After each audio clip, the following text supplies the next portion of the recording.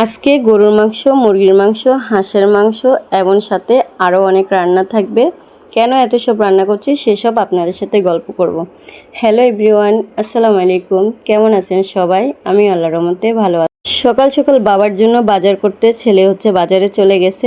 আজকে আমার শ্বশুরের নামে ফকির খাওয়াবো আর হুজুর খাওয়াবো, সেজন্য আজকে এসব আয়োজন করতেছি। এখানে মুরগির মাংসটাকে আমি প্রথমে ফ্রাই করে নিচ্ছি। তো আসলে আমি আজকে রান্নার কোনো ডিটেলস বলবো না, আজকে একটা কমেন্টে রিপ্লাই করব। সেদিনকে আমার ছেলের একটা ছবি আমি আপলোড করছি, তখন ওই ভিডিওতে অনেকে কমেন্ট করেছে এটা আমার ছেলে কিনা।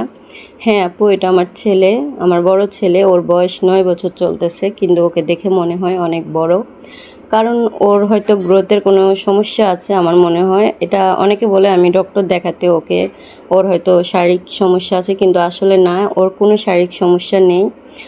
ওর দাদারা অনেক বড় বড়, মাশাল্লাহ এতটাই বড় ওর দাদারা, ও এমনকি ওর জ্যাঠারা, ওর চাচারা সবাই অনেক বড় বড়, যাদের সাইজের কোনো শার্ট বাজারে পাওয়া যায় না, ওরা এতটাই বড়।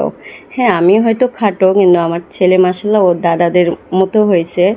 আমার সোসাইটির অনেকেও বলে যে ওকে একটু ডাক্তার দেখালে ভালো হবে, ওর বয়স অনুযায়ী ও অনেক বড় হয়ে গেছে।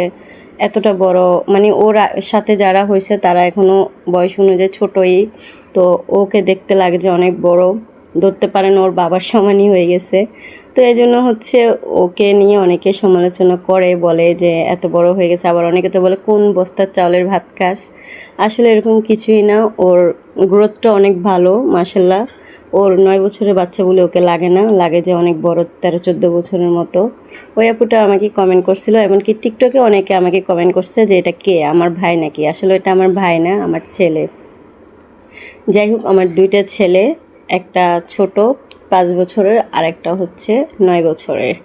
তো আজকে আমার শ্বশুরের নামে ফকির খাওয়াচ্ছে। আমার শ্বশুর, আমার বিয়ের পর আমার শ্বশুরকে আমি কখনো দেখি নাই, উনি অনেক আগে মারা গেছে। তো ওর ছেলের বাবার জন্য যখনই ইচ্ছে করে, এটা শুধু ঈদ বলে না, প্রত্যেক শুক্রবারে কিংবা মাসে 1-2বার বাবার নামে হুজুর খাওয়ায়, ফকির খাওয়ায়। এটাও হয়তো কখনো দেখানো হয় না। এখন যেহেতু আমি ব্লগ বানাই, ভাবলাম আপনাদের সাথে একটু শেয়ার করব।